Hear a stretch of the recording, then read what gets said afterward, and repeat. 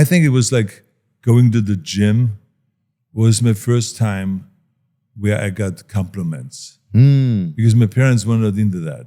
Was it was popular? the Austrian kind of upbringing, kind of everything, they correct everything. Yeah? The grades are no good. And the soccer, why didn't you kick the ball? You were like 10 yards away from the goal. You didn't kick it in, you tripped over the ball. I mean, come on out. It was always some kind of a Always complaint. trying to correct you. Exactly, that's right. Yeah, it was always a complaint. And then if you made a mistake, you get smacked and stuff like that. So it was that kind of upbringing.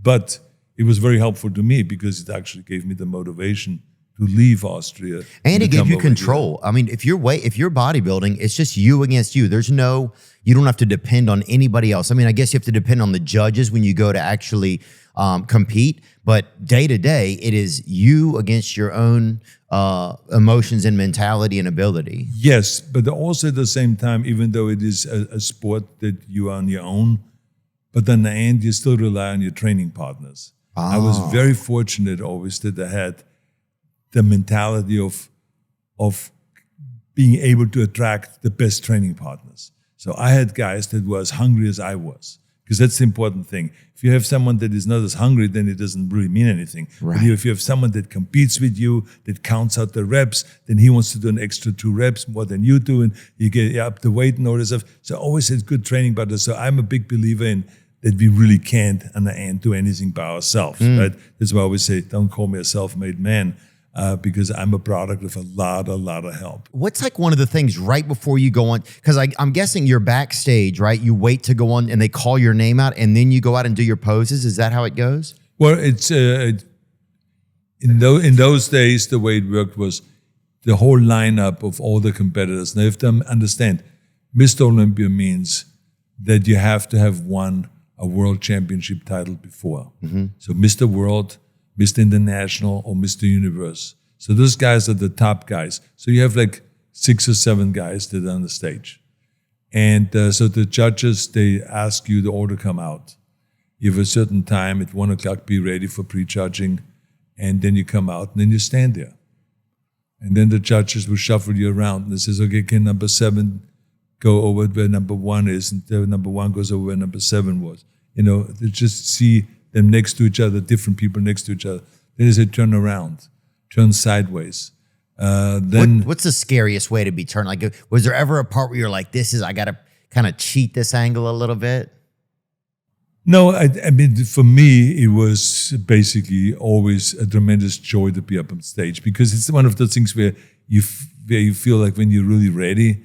I always felt kind of like, in most cases, that I was so ready that no matter what angle it was, I was ready to go, and I had always a smile on my face, and I flexed everything. And the key thing is that you have practiced your posing enough that you can stand there in a flex position. It looks relaxed. You stand there like this, but you still flex. And right. You keep the stomach in, and you keep the abs flexed, and the calves flexed, and the biceps and the triceps flexed. So that was the idea, and I was always having great joy with that. So it's a lot of acting too. It's kind of some acting up there. It is one of the great forms of acting. Why? Because you cannot go and say to the judge, look at me. I'm the most perfect up here. Look at my abs. No, you have to do all that without talking. You have to communicate with them and also with the audience. Because remember that the sound of the audience is very important, because you want to get big applause. So the judge say, oh, this guy got the most applause. I mean, he definitely, has the best body. So, but then you wait for the individual posing. So then you come out one after the next, you do a 3-minute posing routine. And what's the tricks there? Is there any trick of the trade, a last minute thing you used? You would like pinch your tits, or just rub some like molasses into your lip? Like, what was like a last minute thing people would do? Put ice under your arms or something? No, I think the key thing is just that when you go there, that you're so ready that you don't shake. You get how many bodybuilders, I'm sure you've seen it, they hit a shot and then they after a few seconds they start shaking. Oh, so that's bad. Well, for that level, I mean, it's natural when you have a Mr. Venice Beach competition, yeah, Mr. Muscle Beach. Or Mr. Montgomery, Alabama, yeah.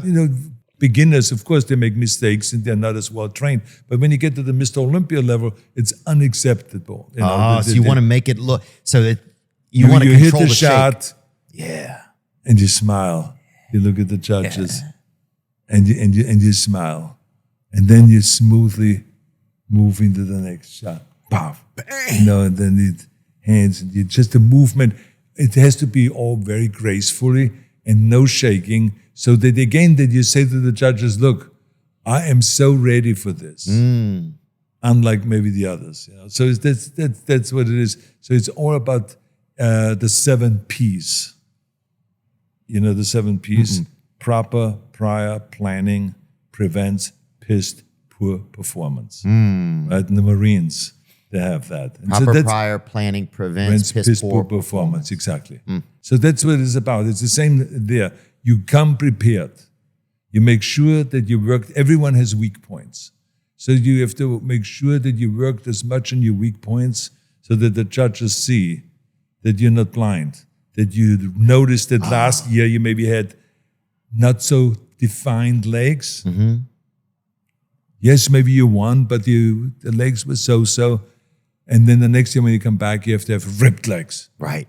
So then the judge said, that guy got the message. So this is what it's all about, because in the end, you really are an artist. You're a sculptor. You're not just the athlete that is competing, but you're the sculptor. But you're your clay too, sculpting on your own body instead of a chisel and a hammer that you kind of sculpt a physique. You do it now with machines and with the reps and the different exercises where you say, I need a little bit more of the rear deltoids. I need a little bit more separation in the front between the deltoid and the pectoral muscle. I need a little bit more cut on the lower abs. I need the calves have to be balanced. They're not big enough for the arms because it should be the same size as your arms are. And all of those kind of things. So you become kind of like an artist in your own body. That's what the idea is. Did you ever have to work out the top of your feet or your hand? Were there things you could do for your face even and stuff like that? No. I mean, there are people that pay attention to that. I didn't. Right. To me, it's always about the bottom line. Yeah. So about what is it that we're doing here? What we're doing here is we are showing the most perfect physique and who is the best in actually displaying that physique. Because it's all about, presentation, presentation, presentation. It's like a piece of art. You can have a painting that is maybe amongst many other paintings and you wouldn't even notice there's a Picasso. But then when you put it up there on a white wall and with a beautiful gold frame, with the special lighting, and then you have someone talk about it, now you can auction something off for a lot of money. Right? So it's all about presentation. And so this is why I think the same is also in bodybuilding, and the way you present your body, the way you present your muscles. Oh, wow. Look at these chocolate babies right here, huh? Yeah, everybody kind of gets chocolatier, huh? They're tanned. Now you have this tanning stuff. Was it real tanning back then, or was it? No. What was the key to the best tan? The best tan? We got the best tan that we could get. So I would work out a lot of times outside in the weightlifting platform in Venice. Oh yeah, I love it. So you get kind of tanned all over the place. Doing chin-ups and doing bench presses and incline and dips and all this stuff. Then we would jump in the ocean again, come back and work out some more and all this. But in the end, we then added to that tan in a Minute by Helena Rubinstein. Ooh. So I don't even know if this exists anymore. Bring it up, tan in a minute, huh? But 60-second sous vide, they call it. That was, in those days, it was the big trick. So you put it on with a sponge. You just poured it out on a little plate. You put it on with a sponge and you had a buddy of yours that did your back and stuff. Yeah, in the back of the thighs and all of that stuff. So this is what he did. That's why a lot of guys, the day they spray it on, they have actual experts come to the bodybuilding show, and backstage there's people that manufacture this tanning stuff, and they would then help bodybuilders and just spray it on and all of that. So it is much more professional today. But at the time, they would put that tan in a can, basically. Yeah, they would put it in a bottle. It was in a bottle. And you'd have a friend do your back. Would anybody ever sabotage somebody and not do their back really good? No, but I mean, there were some people that were really stupid and then did not know how to put it on. It would show kind of like streaks of the because they didn't have the right a little sponge. mulatto around the wrist, huh? So we put on just a light kind of layer It was all about just a little subtle thing because it's not going to make you win. It just makes the photos look a little bit better when you have a little bit of color. And what was it called if somebody went too dark? Would you just call them a little chocolate bunny or something? Like, what would you do if somebody... It was up to the individual. As a matter of fact, I tell you that you can see in our Arnold Classic, a lot of times when the guys turn around, you sometimes don't even know who is black and who is not. Oh yeah, I know. Because they're so dark now. The tanning has gone so sophisticated and Look so at this brown. guy. I mean, so he's a perfect example. When he turns around, you would think it's a black guy standing there. For sure, and a nutmeg fella, that is just a little molasses, baby.